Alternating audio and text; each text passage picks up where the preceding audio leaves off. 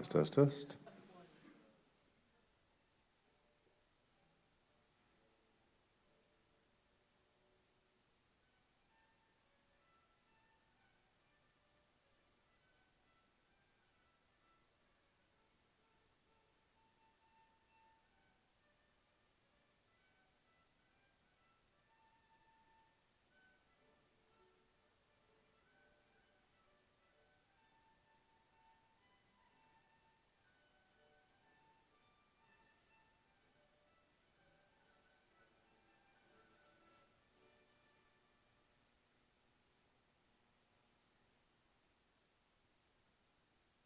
Test streaming audio.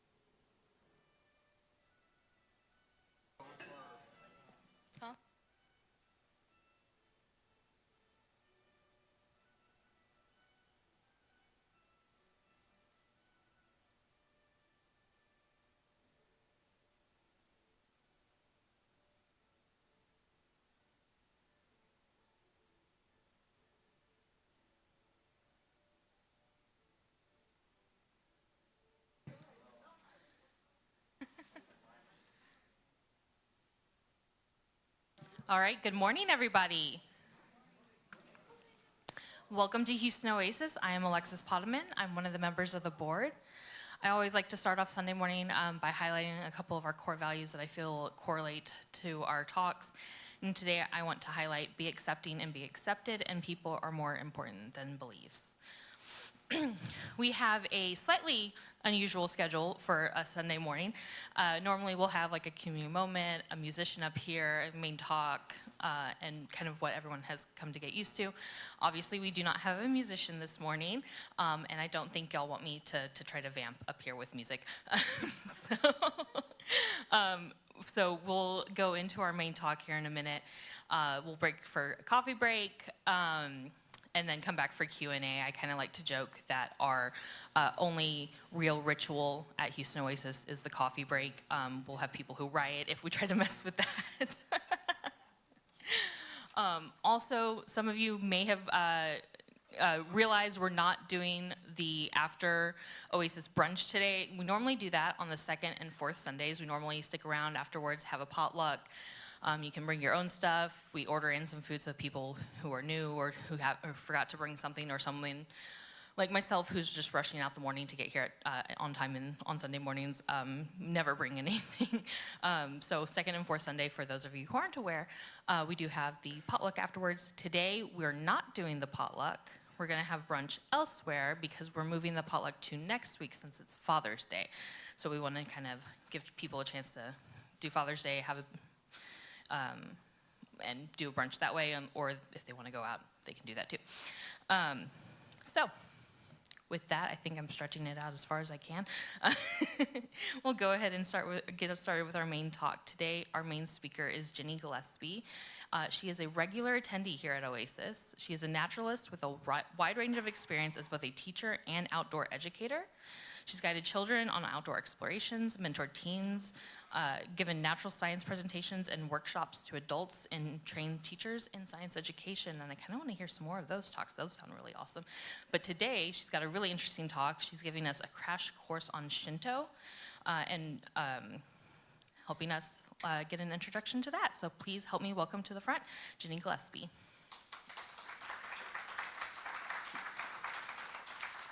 Good morning, thank you. So that bio does not actually give you any reason why I should be talking about Shinto, so I'll give you the other part of my bio. My first career was as a dance ethnologist, which is a person who studies dance as it functions in culture, and my area of focus was Asia and the Pacific. So as an undergrad and grad student, that was the focus of my studies, and I was a professional dancer and dance teacher for a number of years before I segued into naturalist studies. So this talk is a combination of research that I did on Shinto before I took a recent cruise to Southeast Asia and Japan, and some of my experiences there, and when I was able to visit several Shinto shrines and ask people who were there about their activities there. So Shinto is officially classified as a religion, and there is a book of world religions, and Shinto is classified as one. But it's important to remember when we think about Japan in general and Shinto in particular, that it evolved in a culture that did not have a concept of religion as we know it in the West. They had to invent a word for it after Commodore Perry opened up Japan to the West, and they encountered Western cultures and Western concepts. So they had to invent a new word to match religion because they did not have that concept. So we're going to take, or I'm going to take that approach and not call it a religion or a philosophy or a tradition or a way of life for you, but tell you some things about it and then let you decide for yourself how you would classify it. And to do that, we're going to look at the word itself, because in studying things about Japan, you get this wonderful mix of the original Japanese language and then the importation of Chinese character writing, the kanji, into Japan in about the 300 or 400s of the Common Era. And you also got some of the Japanese or the Chinese pronunciations of the kanji, as well as the Japanese pronunciations for what those kanji stood for. You'll see how that works a little bit. So it makes studying things in Japan really interesting. So some of the characteristics that we'll look at with respect to Shinto are the kami. And kami are spirits or deities. Some people refer them as gods with a small g. I tend to stay away from that word because it can be loaded. We'll look at family and public shrines, and then some of the not day-to-day events that take place, including kagura dances and festivals and yabusame archery. And after that, we'll look at a history, because scholars are not in agreement at all about when Shinto started. It doesn't have a founder, doesn't have a code of beliefs. It has evolved over centuries, and so that's also an added complication when we're looking at it. So let's start with the word itself. So we have two kanji. We have shin, which means spirit, God, spiritual entity, essence, and to, which means a way or a path. So together, Shinto means the way of the gods or the way of the spirits. And it tends to, it's a word that was already in use in China in the Book of Changes, which is created about 1,000 to 750 years before the Common Era. As practiced today, it puts emphasis on these 5 characteristics. Purity, referring to ritual purity, which we'll talk about, sincerity, honesty, hard work, and gratitude, primarily focused to the kami. About the time of the spread of Buddhism into China during the Han Dynasty, about 200 BC, before the Common Era to 200 years in the Common Era, overlapping the Roman Empire for context. It was used to distinguish indigenous Chinese practices from Buddhist ones, which were coming in. And one writer even used it as a synonym for Taoism, which was considered an indigenous practice. This term was imported into Japan, probably with Buddhism, to refer to indigenous practices in contrast to Buddhist practices. But it was not used specifically for Japanese practices. In the 7th century, there is a text that refers to a woman in China practicing Shintoism, to people in India worshiping or venerating kami. So the word has evolved over time and only recently really has come to mean a particular set of practices in Japan, and as something distinctly Japanese. It's been described as polytheistic, having more than one spiritual entity, and that is true. It has been described as animistic, which from the Latin anima, meaning breath or spirit or life, refers to a belief that lots of entities, objects, places, animals, plants, weather systems, rivers, human handiwork, even words can have a spiritual essence. And it's been described as a nature religion, which usually refers to a context in which nature or the natural world is regarded as an embodiment of sacredness or spiritual power. And to some extent, all of these things do apply, and to some extent, they don't completely. It's not exactly any one of them. Because kami can also be ancestors, the founders of clans. During a time, the emperor was regarded as a kami. Anybody who embodied virtues that are associated with the kami could become a kami when they died. So it's pretty amorphous. There's no central authority. There are 2 associations of Shinto shrines, but people don't belong to a shrine. They don't have to believe anything. And so there's this incredible diversity of practice and belief within that. This ethical system does arise because of the focus on these principles. So where did the kami come from? Good question. There are a couple of 8th century books that were written, commissioned by the ruling class to legitimize and validate their rulings. So you have to take everything there with that context in mind. And there's a creation story in both of those that are similar. And in one, it starts like this. The universe begins with Ame Tsuchi, the separation of the light, pure elements, Ame, the heavens, from Tsuchi, the heavy elements, the earth. After which several kami appear, among them Izanagi and Izanami. And they are instructed by the other kami to create land in the world. And they stir the briny sea with a special spear, and in one text, it's Onogoro Island, which is a small island near Osaka, which is the first land created. And this not only sets up the context where Japan is a special land, the first created in the world, and the association of the then ruling class with the kami. Now, these 2 kami, Izanagi and Izanami, had 3 children.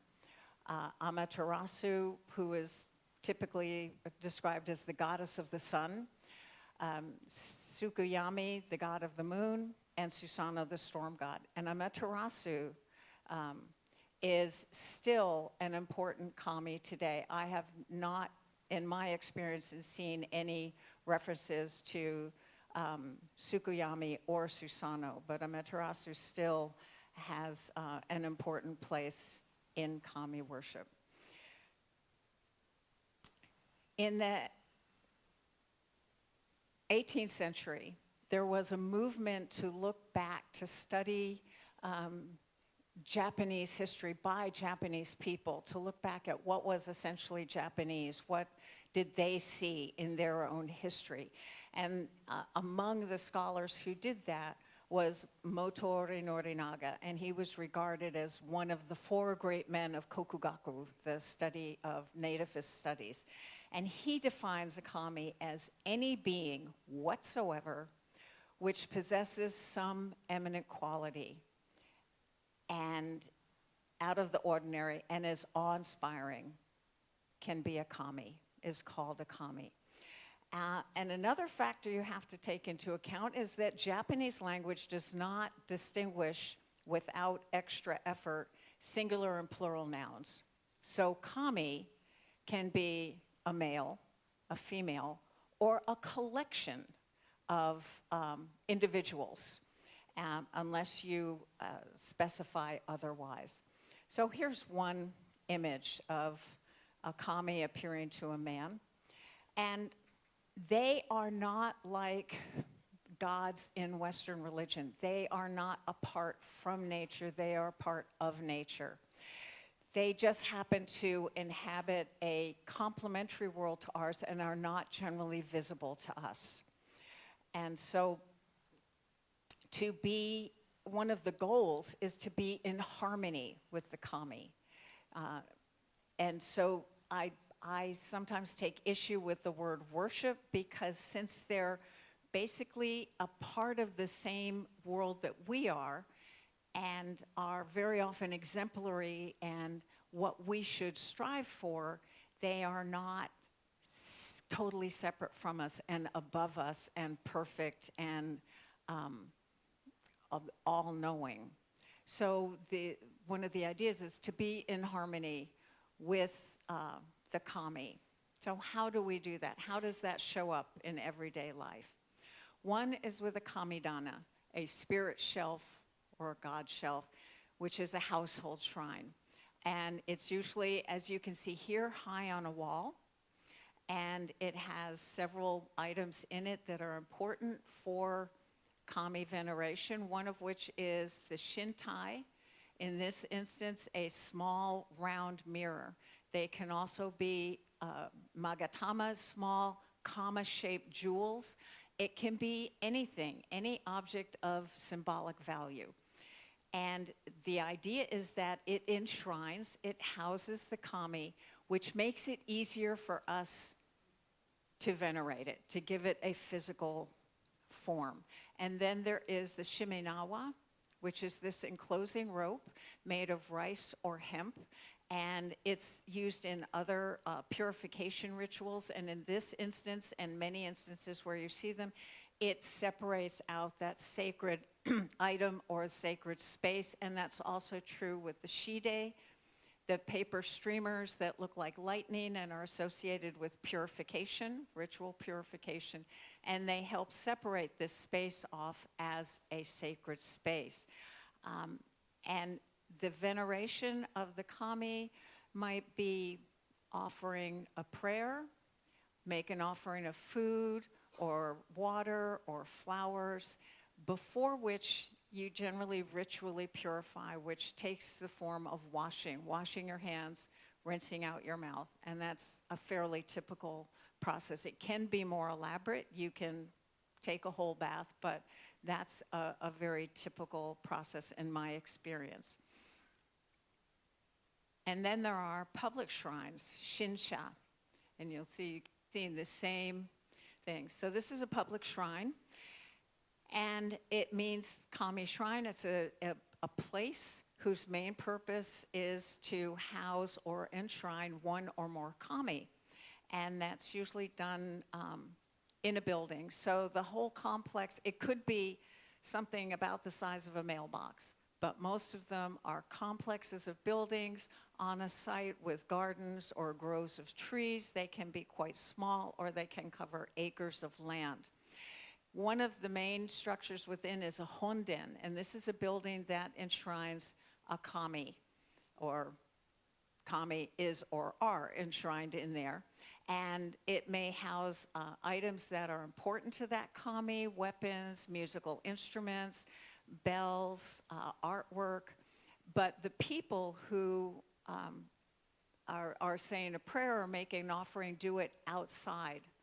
And that can include, if there is a bell, ringing a bell, bowing, clapping your hands twice, which is kind of to alert the kami, making your offering or saying your prayer, you bow again. So it can be as simple as that. People can come in and you'll see someone there for 4 or 5 minutes and off they go around their day. And this, in my experience, happens continually. Whether I was at a shrine in the morning or the afternoon, there were people coming and going as part of their daily routine. So there are also other buildings in there. I'm sorry. So ritual washing. In a big shrine that might have multiple honden, outside of each one is a washing station. And it always has running water. So this one, the water empties out down here and it's constantly being replenished. And there are these cups that you can scoop water to wash your hands, take a sip, wash it out, put the cup back. Some of them will have spouts instead, or just holes in the water container where the water comes out and you can wash, have your drink of water, and then go say your prayer or make an offering or whatever you're going to do. They also have other buildings. One here on the left is a marriage venue, and when we were there, there was a couple getting married who were incredibly tolerant of all the Western people taking pictures because it looked different from what we do. So there was this was a Sunday morning. There was a wedding going on here. I saw another couple getting photos taken. The building where I'm standing, which was up some stairs, there were 24 couples with infants who were going to say, as my guide said, they're going to say thank you for having a healthy baby. They come in, they all went in, sat down with their babies. 15, 20 minutes later, they were done. They'd all said thank you, and off they go. And many people will bring their girls when they are 3 or 7 to the shrine, and boys when they are 5, is what I was told. So another building you might see is called a Kagura Den, and this is one where entertainment for the kami goes on. It can be music, dances, songs, poems, things like that. And prayer cards. So there's, in most of the shrines that I got to see, there was a little shop. You could buy good luck charms. You could buy these prayer cards and write your prayer on it, what you would like to have happen, and hang it up. You'll notice that several of them will have the same image on them. And some of those are for specific things. So there might be one with an image that would be hoping for good luck passing an important exam, or for success in a business venture, or for prosperity, or a good harvest, and you hang it up. So you'll see things like this. One other aspect that is absolutely tied to Shinto, but for many people is a symbol of Japan. Almost anywhere in the world you go, if you see a torii gate, you know it's Japan. But it is specifically Shinto. And did I just lose my? It was just me. Okay, the kanji come from bird and the root of the verb to be. So where the bird is, the bird perched. And it could be that originally they were perches for birds that were sacred to one or another kami. But they could be that the word torii was the Japanese word for this structure, and these kanji happen to match that pronunciation.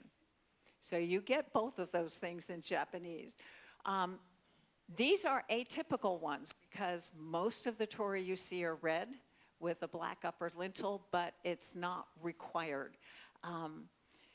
And however the word came into being, again, like the Shimenawa, they designate the transition from the secular space to the sacred space. And so you will see them at every Shinto shrine.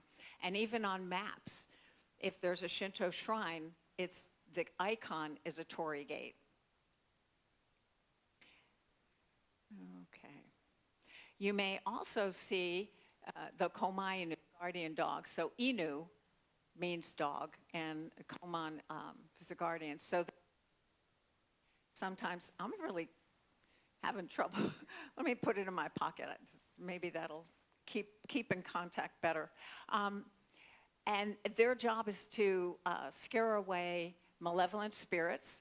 They usually have one with an open mouth, which represents ah, the first sound in the Japanese syllabary, and the other one with a closed mouth representing n, which is the last sound in the Japanese syllabary. So basically alpha and omega, the beginning of all things, the end of all things. These are imported. These are not originally Shinto.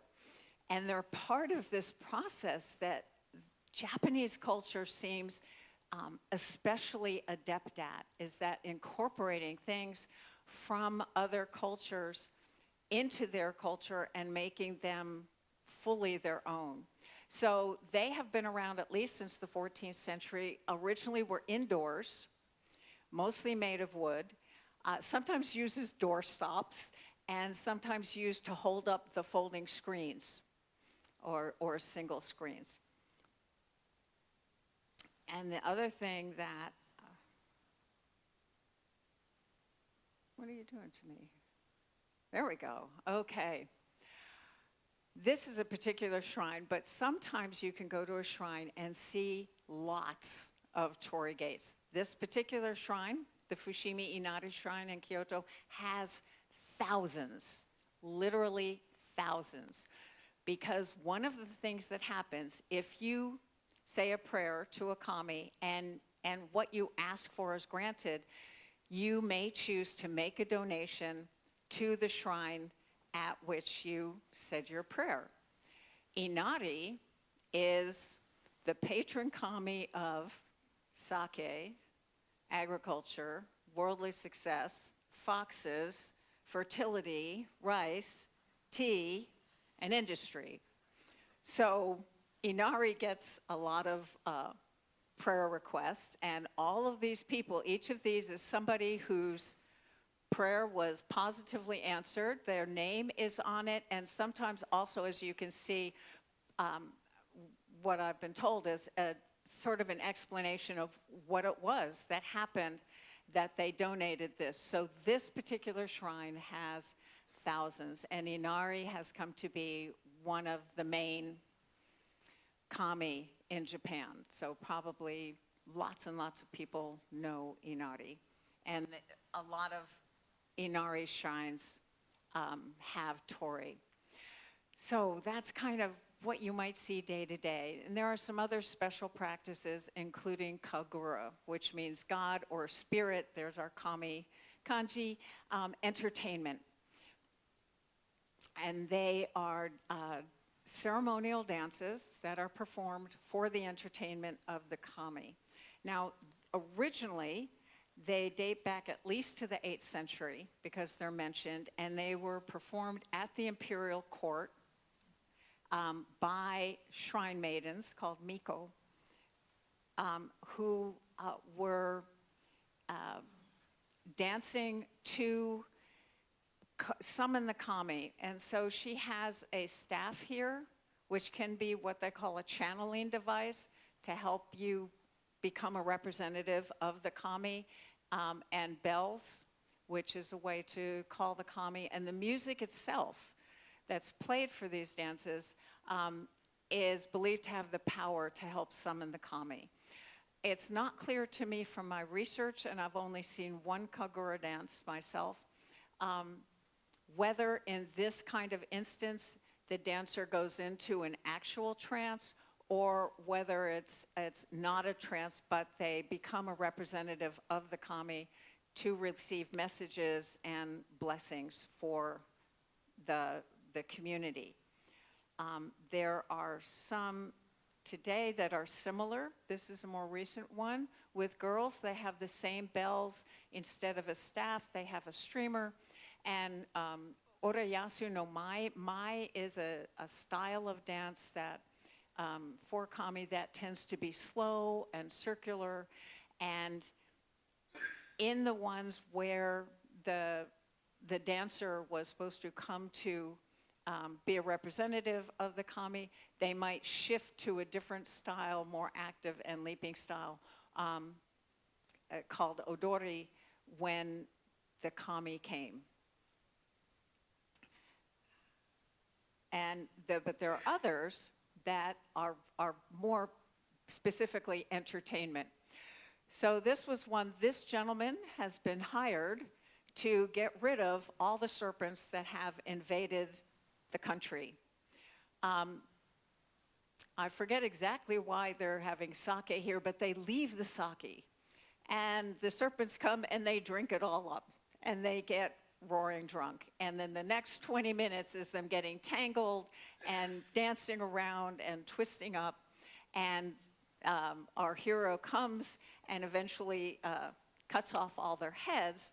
But the way the costumes are designed, and I didn't get a picture after, each snake dancer has a harness. And then the 8-foot to 10-foot rest of the serpent is back there and the headpiece is on. But he also has a flap so that when the head is cut off and he throws the head off, he can pull the flap over so nobody sees the dancer, and then they slither off. So each dancer is controlling that whole costume. And it's amazing, as well as being a very humorous story. So there's this whole range of dances and styles and kinds of performances, from very serious ones to very humorous ones, that have evolved out of and are now part of Kagura performances.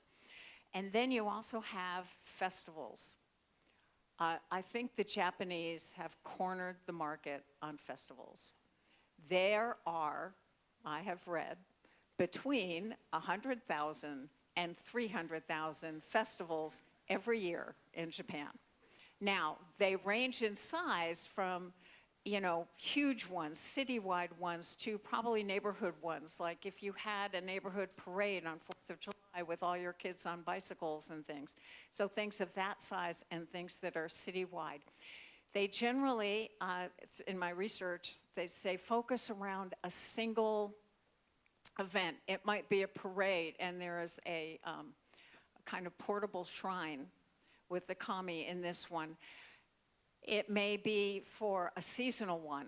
It may have to do with agriculture, asking for, good planting, good weather in the summer, no storms, a good harvest, thanks for the harvest, preparation in the winter. They can focus around boat parades or dances or athletic events. But whatever the focus, whether it's fireworks or a daytime event, there are what you might expect at a festival: food booths, carnival games, rides, karaoke, lots of other entertainment too that go around, including like sumo wrestling and other sporting events, one of which is Yabusame archery, which I have yet to see, but I would love to.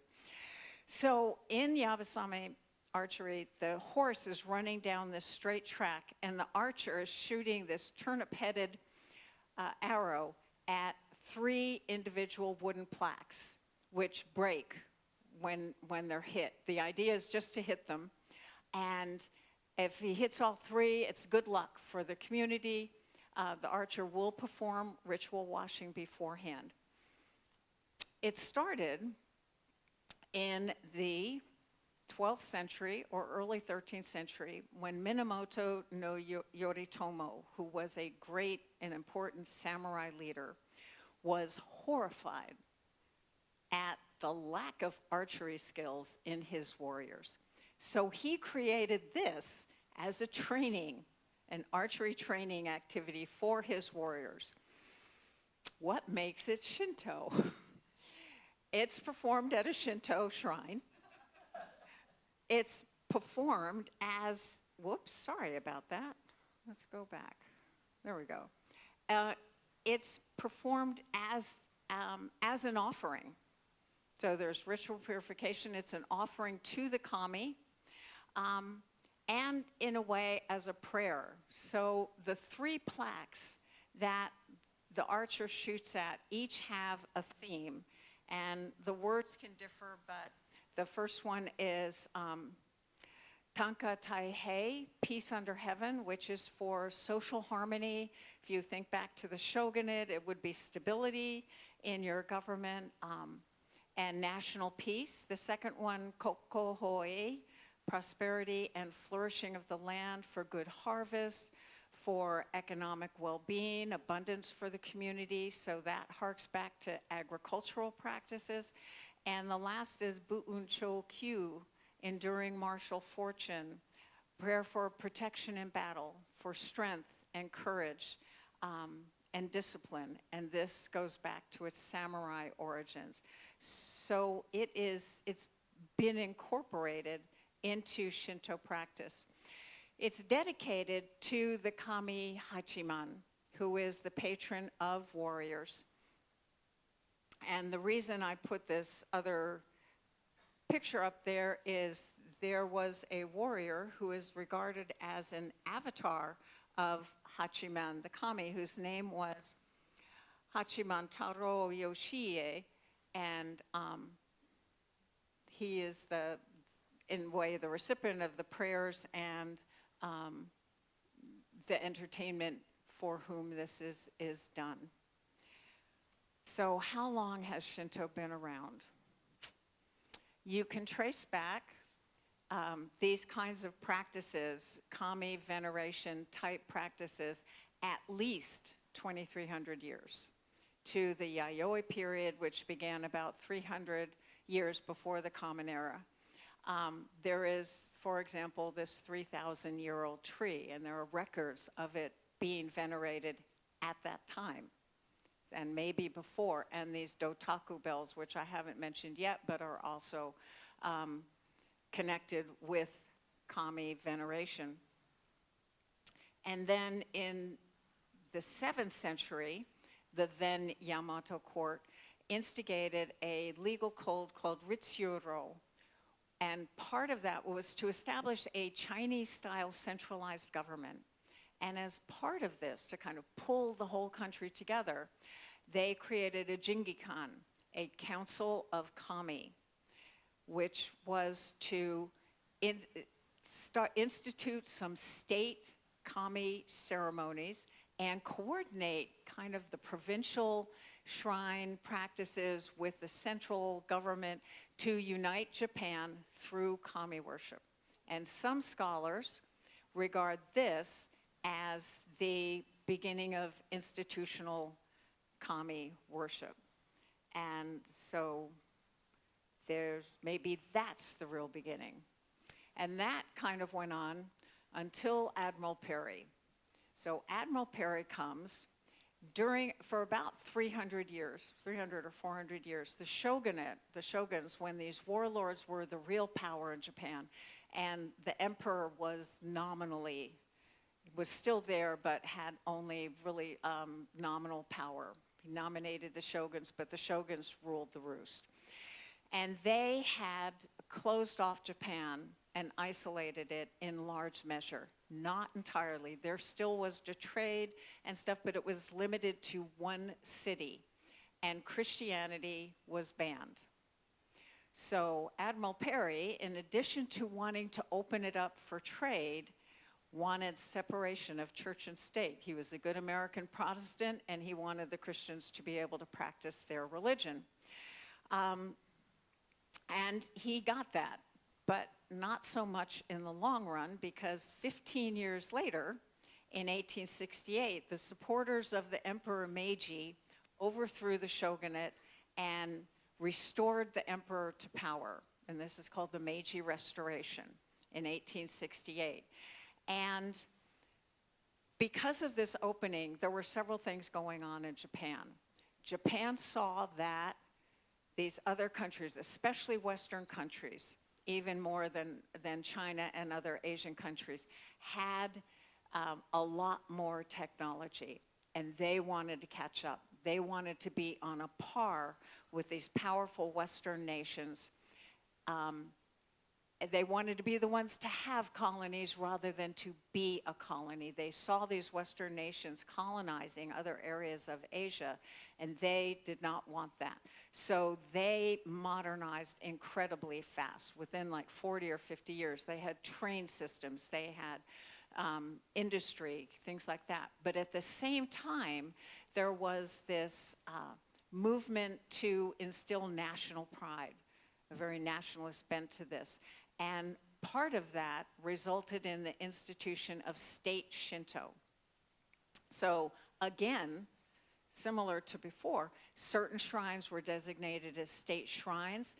They encouraged people to worship the emperor as a kami. There were state rituals that were instituted, and elements of Buddhism were eliminated from kami worship, and those shrines, I did it again, those shrines that were not state ones were private, and there was this whole designation of religion and non-religion and superstition, which was definitely looked down on by everybody in the war.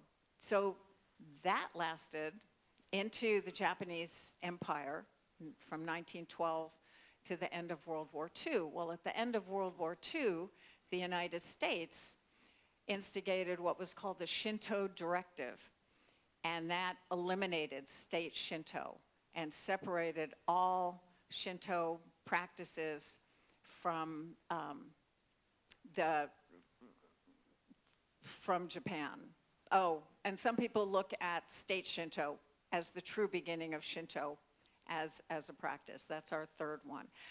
So all shrines became private, and there have evolved since then a couple of associations of shrines, but in a way they don't have any power over shrines or shrine practice or what kamis are there. To the best of my knowledge, nobody belongs to a shrine. They don't affiliate with a particular shrine. And that brings us, this would be a whole nother talk. Shintoism and Buddhism have existed side by side in Japan, sometimes tightly intermeshed, sometimes not, for 1,700 years. So they've been in coexistence for a long time. And there were times when they were almost functionally indistinguishable, and times when they have deliberately been separated, not always an easy relationship. So Buddhism entered Japan somewhere between 300 and 500 of the Common Era and spread rapidly.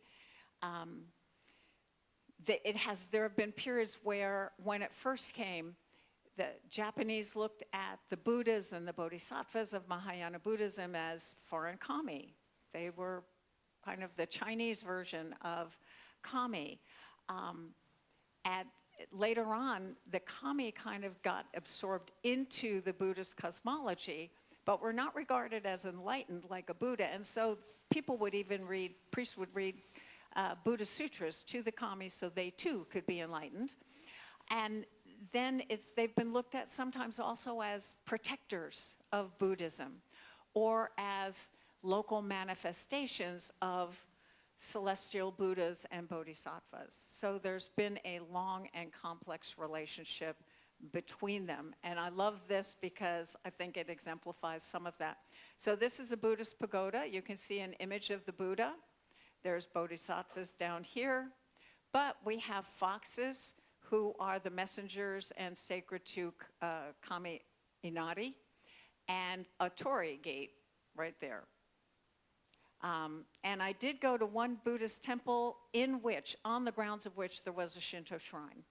So it is not easy to distinguish. So where are we today?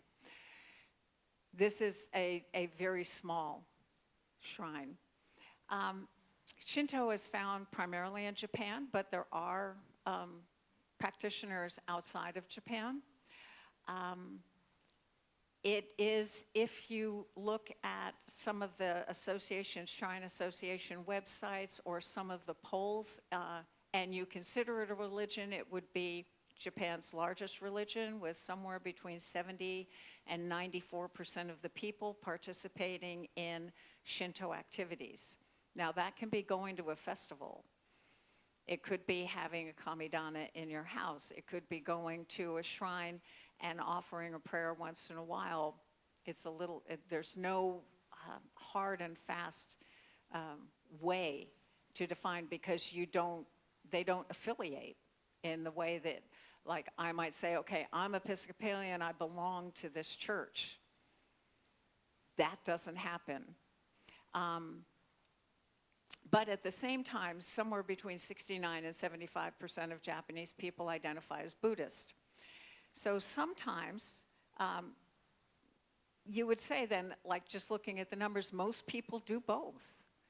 And it's not a conflict in Japan. There is not the belief that each religion's practices and beliefs are exclusive. You don't have to just be one or the other. And some people say, because of that, and because Shintoism has incorporated so many foreign influences, both from Western, Confucianism, Taoism, Buddhism, that it's too complex to define as an indigenous religion. Some people want to, in part because they want to separate it from its part of the Empire of Japan, of the practice that took place and the things that happened under the Empire of Japan. So some people say that Japanese people are born Shinto and die Buddhist, and that's because of the different focus. Shinto focuses on day-to-day events: birth of a child, getting married, being successful in business, passing an exam. These are the things that Shinto focuses on. Being sincere, hardworking, honest. This is how you live your daily life. Buddhism focuses on nirvana, the cessation of suffering, and becoming enlightened, ending samsara, the cycle of death and rebirth. So the focus of Buddhism is more in the future, what you're working towards, whereas Shinto is focused on your day-to-day. So whether you think of Shinto as a religion, a philosophy, a set of practices, tradition, to me, in part, it exemplifies a unique Japanese cultural ability to pull together things both from their own tradition and from other traditions and make a whole that is uniquely Japanese. Thank you. Okay. You do. Thank you so much. And we will come back for Q&A, but we are going to have a quick coffee break first. This gives people a chance to, kind of formulate their questions in their head. So we'll take about a 10-minute coffee break and then come back for Q&A. And one quick announcement from Jennifer. My bad, guys. I didn't get the word out in time that today is not potluck. So we have some lovely potluck dishes outside. So I encourage you to go get something to eat. It made a wonderful salad like she does a lot of times, and we have some other good offerings. So please, there are some paper plates. Fill it up.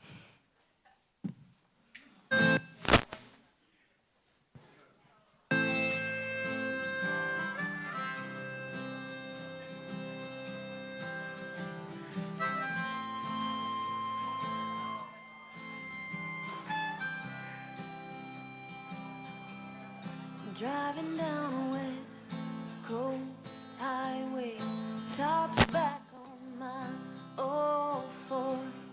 Sun's falling into the ocean, just like your first postcard. California sure is great, but it sure ain't home. Chased a shooting star out west, let the lone star carry you home. The whole time you're out there, you're living a lie. Oh honey, please don't say goodbye. Well, come on home to Texas, meet me back in Texas. Come on home to Texas, it's where I'll be.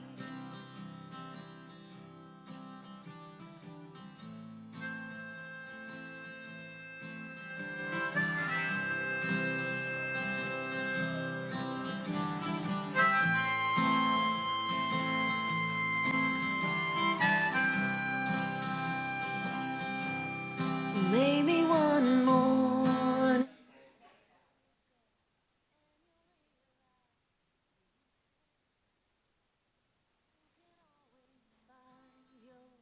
way back together is how we're meant to be.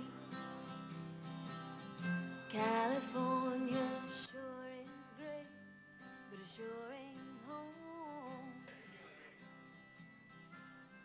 Chased a shooting star out west, let the lone star carry you home.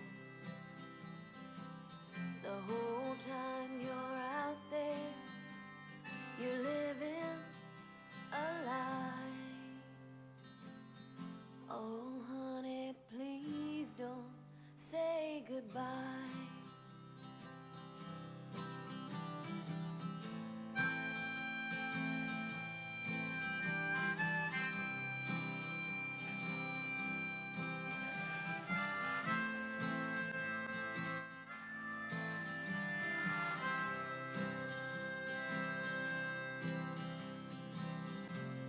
Well, come on home to Texas.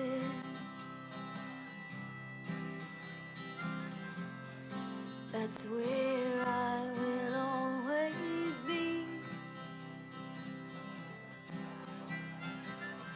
When you're through roaming the whole wide world, be my Texas boy, I'll be your Texas girl. Well, come on home to Texas,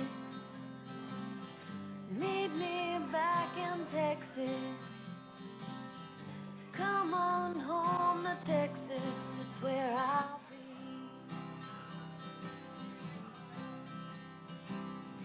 Come on home to Texas, meet me back in Texas. Oh, honey, come on home.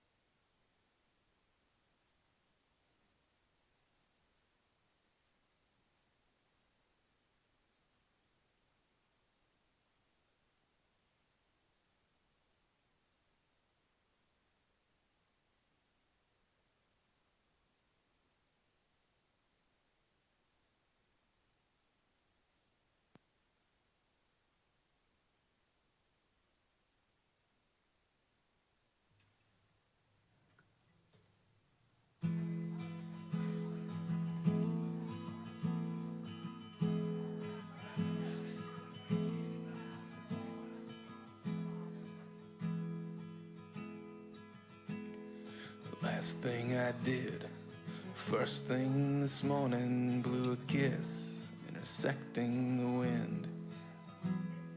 Sunlight was streaming through angles, careening over and round the bend. I can't seem to begin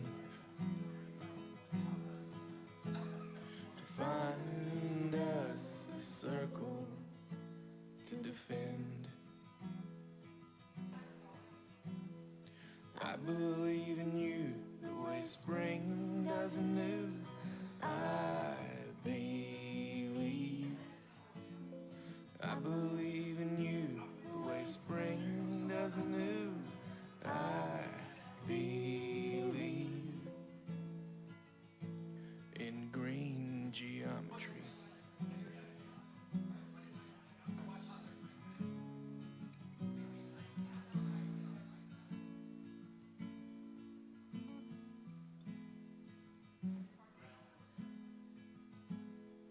Looking for proof of the existence of the lines that draw our plane. Running in circles through a void in the angles, but the shape is never to blame. We are the wheels in spin. A revolution that's always been.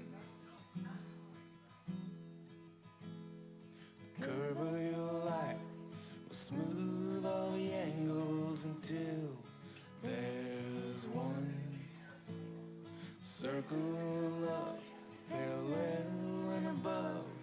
I believe the arc of your heart will cast sparks in the twilight until I'm gone. I believe in you the way spring does anew. I believe. I believe in green geometry. I believe. I believe in green geometry.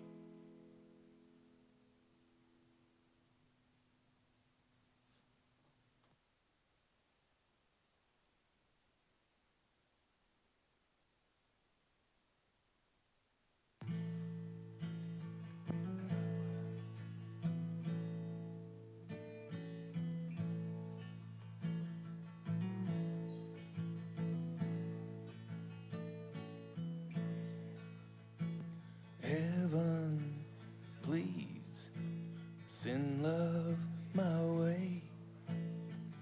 Could you make it sweet and the kind of love that stays, love that stays?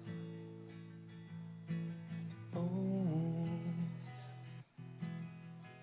send love my way.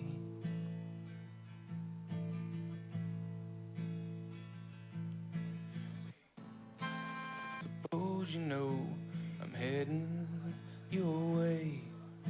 I got one favor to ask you before I'm there to stay, there to stay.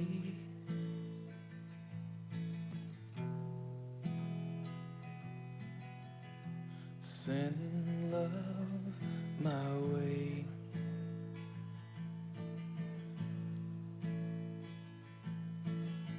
Send love my way.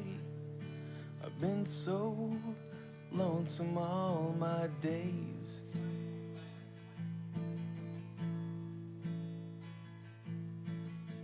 Send love my way. The kind of love, the kind of love that stays for all my days. The kind of love that stays for all these days away.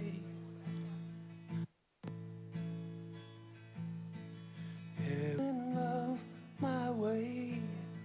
Send love my and make it sweet love, the kind of love, the kind of love that stays for all these days.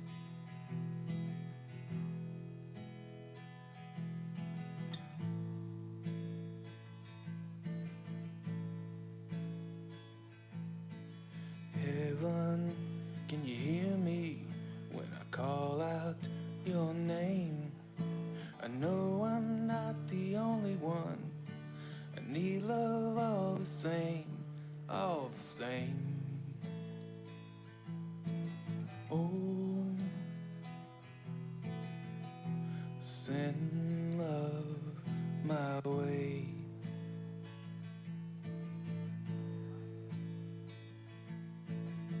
Send love my way.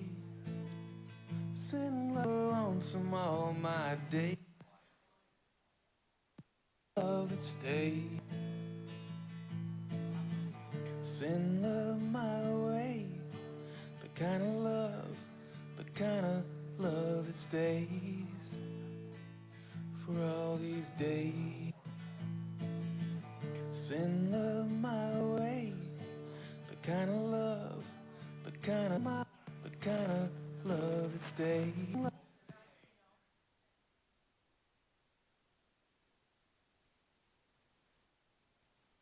way. Make it sweet love, the kind of love, oh, I love my way. Make it sweet love, the kind of love.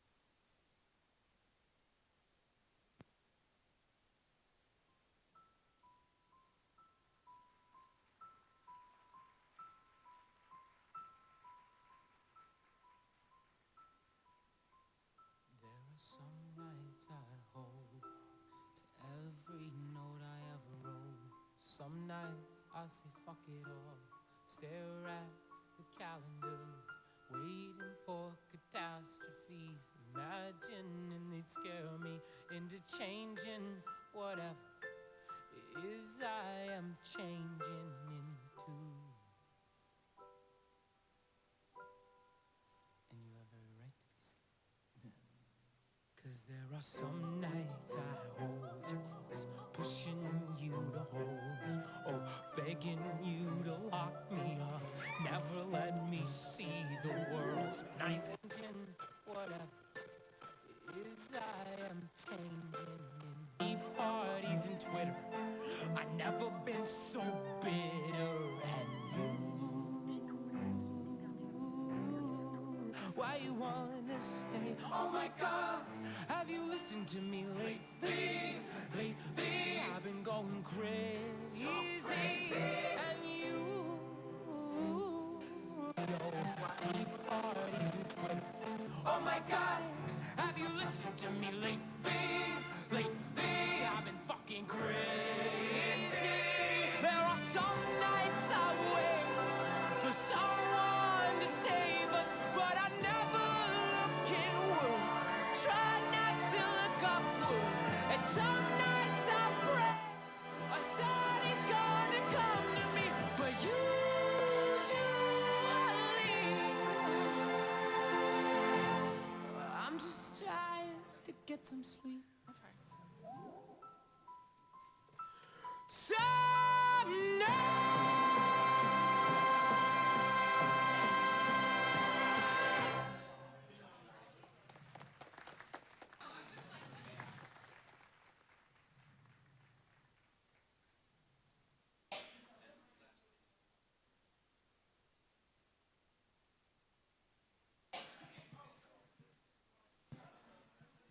Some nights I stay up, cashing in. All right, everybody. Hopefully everyone got a chance to get some coffee, get some food. Definitely seeing good conversation, which is why we normally like to go out to lunch afterwards or have potluck here to keep the conversation going, get to know each other a little bit better. Today's lunch or brunch is going to be at Snooze AM Eatery at 3217 Montrose Boulevard. I also wanted to highlight a couple of upcoming events while everyone starts to get settled. We have the Oasis Book Club coming up on Wednesday, June 24th from 6:30 to 8:30. We got the Northeast Houston Monthly Social on July 5th. And every Monday, we have afternoon bridge. So July 9th, or not every Monday, Monday, July 9th is afternoon bridge at Jennifer's house. And again, reminder, we'll do our potluck next week for our creative space on Father's Day. All right, so with that, we'll go ahead and get started with some Q&A. If you have a question, raise your hand, and we'll get the mic over to y'all. And yeah. Hey, so how would you sort of compare the classification ambiguity of Shintoism versus the similar ambiguity in Buddhism? I think because neither of them require that you profess a belief. So in Buddhism, the Buddha is distinctly a human being who attained enlightenment and shared his what he learned and the path that he recommended to attain that. But if you accept the Four Noble Truths that there is suffering in the world, that part of that suffering at least is related to our attachment, our wanting to hang on to something, that it's possible to get beyond that, to let go of that suffering, and that there is a path that he recommends, the Eightfold Path. There's a way to do that. It's not quite the same as saying, I believe in God, I believe in the three persons, Jesus Christ, et cetera, and the apostles, like we do, or at least I grew up doing in church, where you belong to a church. I don't know about Buddhism. As far as I know, people don't belong to a specific temple. They definitely don't belong to a Shinto shrine. You can go to any shrine, and the Shinto priests are known for welcoming people of all different religions to come. So I think it's mostly tied to that, not having to believe in anything specific. You would not, I assume, you would not go to venerate a kami if you didn't think it existed. I mean, that's kind of the level of it. Is like, if you don't believe in it, you wouldn't go to venerate it. But it doesn't mean that you should have any negative feeling towards somebody who does. That's as far as I can go with it.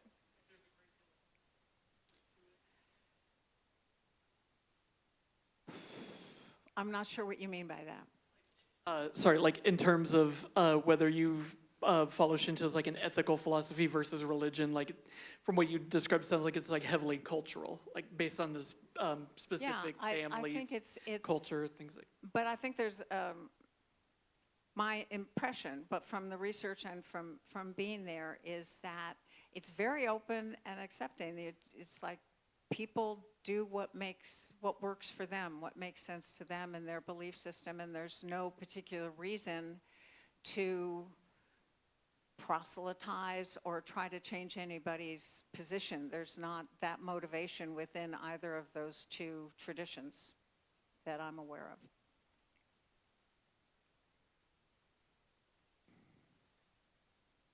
Can I say two questions at the same time? Because Sure. one's probably really short and the other one's not. I was curious, as you told your wonderful stories, your facility with the language is just remarkable. Does it go back to your dance training in some cases? And my second question is, are more kami emerging as people's our technology changes, and are new things popping up in Japan that are called, considered kami? Okay, on the first one, I did minor in Japanese when I was an undergraduate, so I studied Japanese language for 2 years. My current facility is very limited. As far as new kami, I don't know. Certainly the possibility exists, and somebody can become a kami when they die if they exhibited virtues and things like that on earth. I have not heard of any new well-known major kami coming up. I just don't know.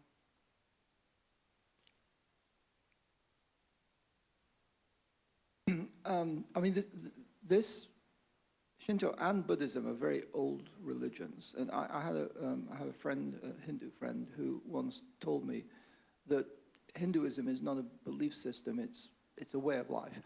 And what he was trying to tell me was that it's religious practice more than it is religious belief, right? And I think Shintoism is kind of very similar to that.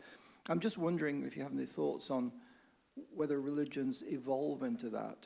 When they're old religions, the belief system falls behind and it primarily becomes religious practice. I didn't catch the end of what you said. When the religions get very old, Yeah. the belief part becomes minor or even disappears completely, and it becomes primarily religious practice. I mean, you see that happening in Judaism right now, where you get secular Jews who practice, but they don't believe. Yeah. I would have to give that some thought. Off the top, I'm tempted to say yes. I've seen that also in older religions, but whether it's a pattern, I would be hesitant to say without more research. Is that it? Oh. Okay. Do you know of any Shinto shrines in Houston or Japanese? I do not. Okay. Very quick and easy. Wanted to ask about what Bob Fisher was talking about. Do they have like a Bible or books that they study, or do they have like Bible classes? I was just curious, like Shinto Not that classes. I know of. No. As far as I know, what the practices that usually happen is, as I said, like this one Sunday morning, a couple of dozen people came with their less than month-old infants and had a ceremony. There were weddings going on.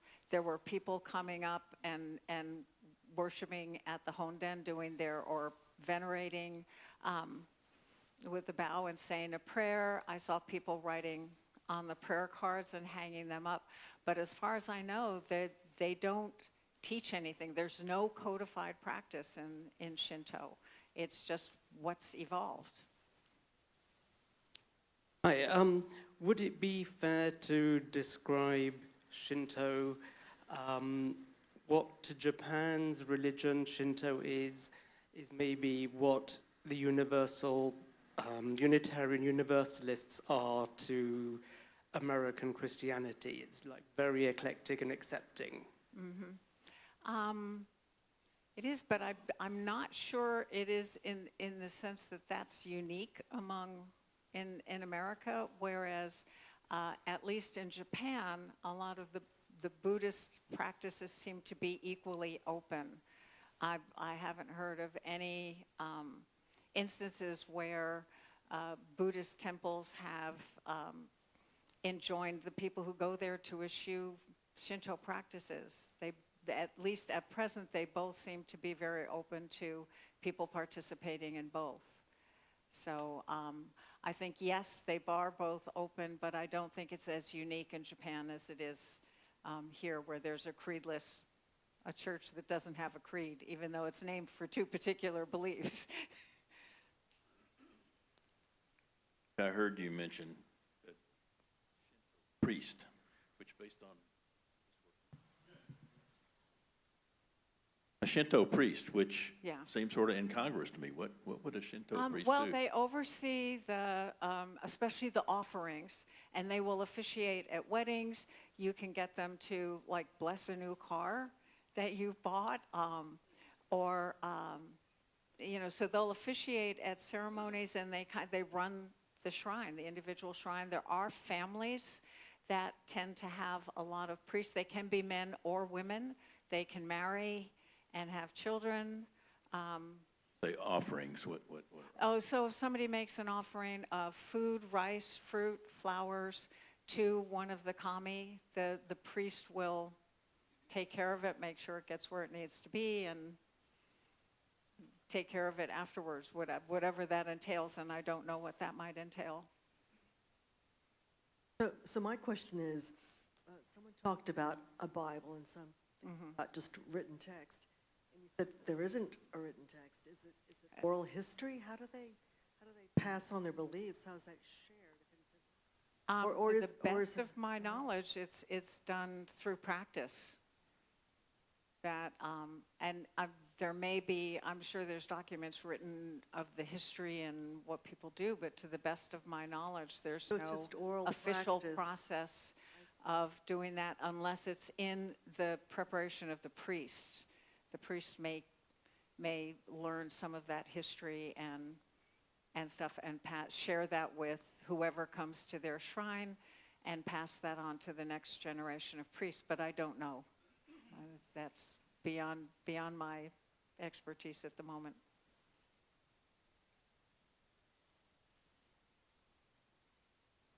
I'm trying to define what I want to ask you, and it gets more complicated because I want to say, oh, it's another sense of community for people.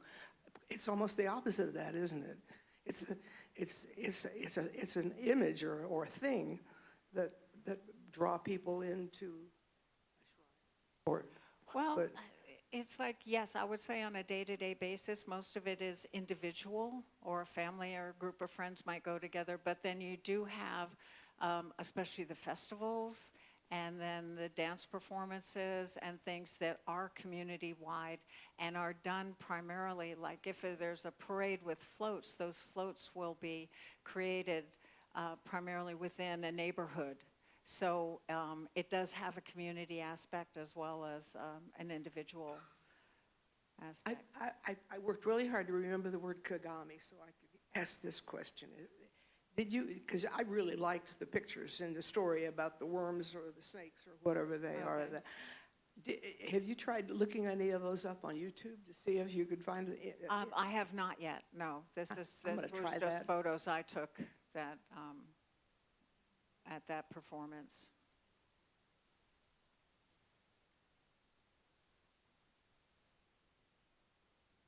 I did some on-the-spot research. There are 12 Shinto shrines in the United States, 8 of which are in Hawaii. Thank you. And there's at least 2 in California, I think. 1 in California, okay. What do the Shinto priests do? I know they officiate at weddings and other ceremonies, like when you bring your child as a newborn or a 3, 5, or 7-year-old. They will officiate at whatever that process is, and I don't know because that was in a separate room and only the parents with the babies were allowed in there. And it's described as overseeing the offering. So if somebody makes an offering of say, fruit or flowers, then they will take care that whether it's distributed after it's made as an offering to the kami, to the priest, or if it's given to the poor, or if the flowers get old. I know they do that. They take care of the shrine, maintain the shrine.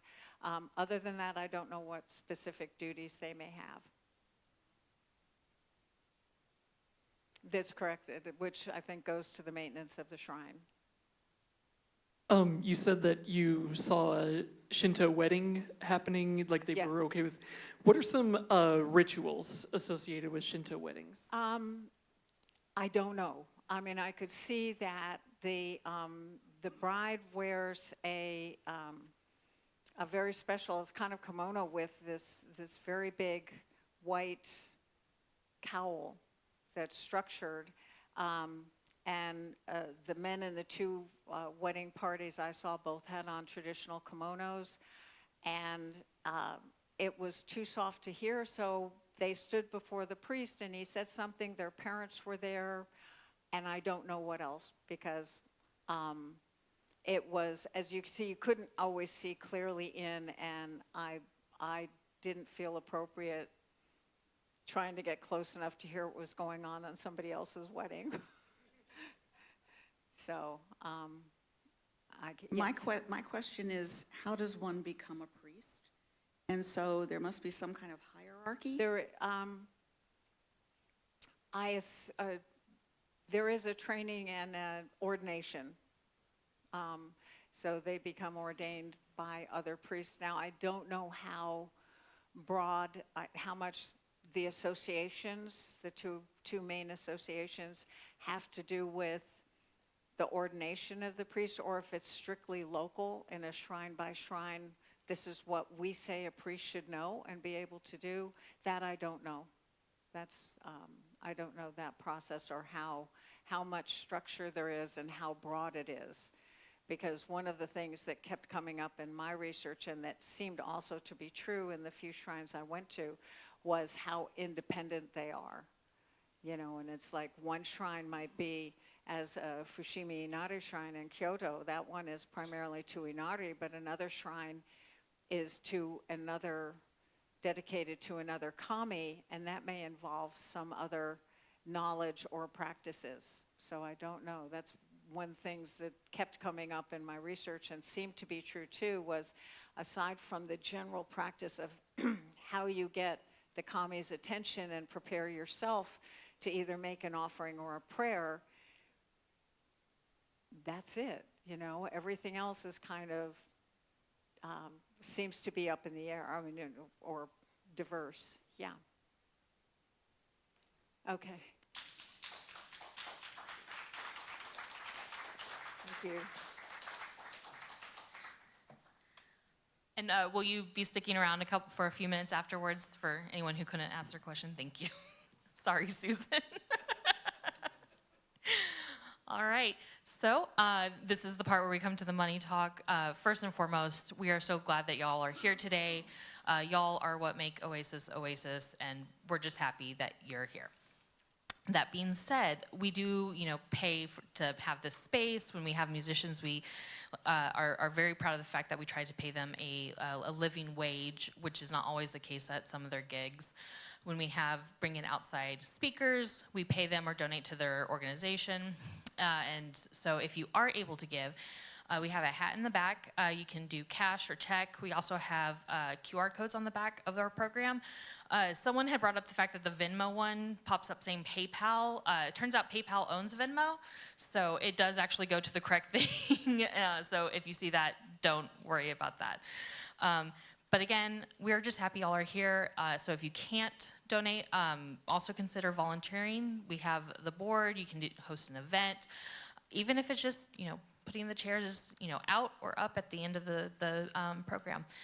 That's all good. So again, we're happy y'all are here, and we will see y'all, if not at Snooze AM Eatery for lunch today, we'll see y'all next week for the creative space. All right, have a great week. Gather. Some nights I call it a draw. Some nights I wish that my lips could build it.